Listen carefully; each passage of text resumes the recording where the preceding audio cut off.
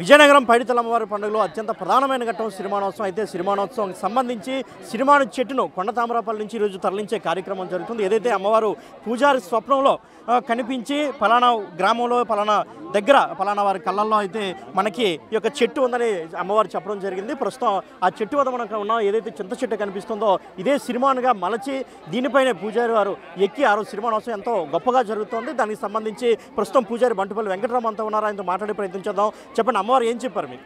ఉత్తరాంధ్ర కల్పవల్లి విజయనగర ఆరాధ్య దేవత 12వ తారీఖుని శుభముహూర్తాన ముందుగా మాలాధారణ వేయడం, తర్వాత రాట వేయడం, తర్వాత అమ్మవారు స్వప్నంలో తాడి చెట్టు పక్కన ఈ సిరిమాన్ ఉందని ఆవిడ నాకు స్వప్నంలో లభ్యమైతే ఈ విధంగా వచ్చి ఆ అమ్మవారిని కోరడం, సిరిమాను ఇరిసిమాను కూడా రెండు కూడా ఇది అవడం. ఇవాళ శుభముహూర్తాన ఉదయం 8:30 మంత్రివర్యులు కొండపల్లి శ్రీనివాస గారు వారితో ఈ యొక్క చెట్టు తీసే కార్యక్రమం కూడా జరుగుతుంది.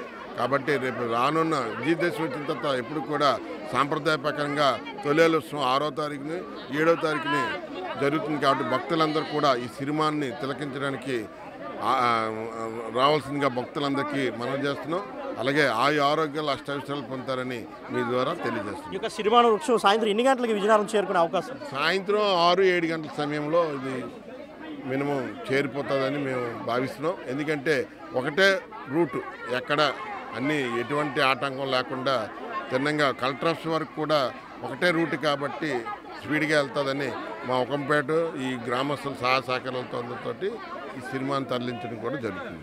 ఇక వృక్షాన్ని సిరిమానుగా మలిచే ప్రక్రియ ఎప్పటి నుంచి ప్రారంభమవుతుంది? రేపు నుండే అది సిరిమాన్ అనే కార్యక్రమం జరుగుతుంది.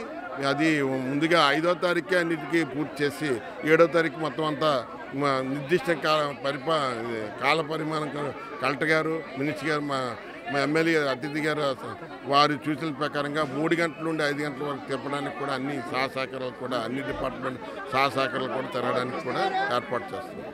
సో ఇది ఏదైతే సాయంత్రం సుమారు 6-7 గంటల సమయానికల్లా ఇది విజయనగరంలో హుకుంపేటకు చేరుకుంటుంది. ఆ తర్వాత రేపటి నుంచి దీన్ని సిరిమానుగా మలిచే ప్రక్రియ ప్రారంభమవుతుందని చెప్తుంది. ఏదైతే మనకి చింత చెట్టు కనిపిస్తూ ఉందో ఈ చింత చెట్టుని సిరిమానుగా మనకి ఆ రోజు ఈ యొక్క సిరిమాను ఉత్సవంలో ఉపయోగిస్తారు. అదేవిధంగా దీంతో పాటు మరొక చింత చెట్టు, దాన్ని ఇరిసిమాను అని కూడా అంటారు. అంటే ఏదైతే ఈ సిరిమాను ఉందో దీన్ని ఆ ఇరిసిమాను మీద పెట్టి ఆ పైన పూజారిని కూర్చోబెట్టడం ఒక ఆనవాయితీగా వస్తుంది. ఇదంతా కూడా చాలా అంగరంగ వైభవంగా జరుగుతుంది. ఆధ్యాత్మిక శోభతో వెల్లివిరుస్తోంది మొత్తం కొండతామరాపల్లి గ్రామం అంతా. ఇప్పటికే దీన్ని చెట్టును తరలించే కార్యక్రమం ఇప్పటికే మంత్రి కొండపల్లి శ్రీనివాస్ ఇక్కడికి రావడం జరిగింది. అదేవిధంగా ఈ సిరిమాను చెట్టు ఘాటు పెట్టి సిరిమాను చెట్టును కొట్టే ప్రక్రియ కూడా ప్రారంభించారు. సుమారు సాయంత్రం 7 గంటలకల్లా విజయనగరం చేరుకున్న ఇప్పటికే పూజారి కూడా చెప్పడం జరిగింది. ఇప్పటికే అధికారులు కూడా అన్ని ఏర్పాట్లు కూడా పూర్తి చేశారు. ట్రాఫిక్ ఆంక్షలు కూడా ఎక్కడా లేకుండా ఇప్పటికే లైన్ కూడా క్లియర్ చేసుకోవడం అయితే జరిగింది. సో కెమెరామెన్ హరీష్తో శివశంకర్, బిగ్ టీవీ, విజయనగరం.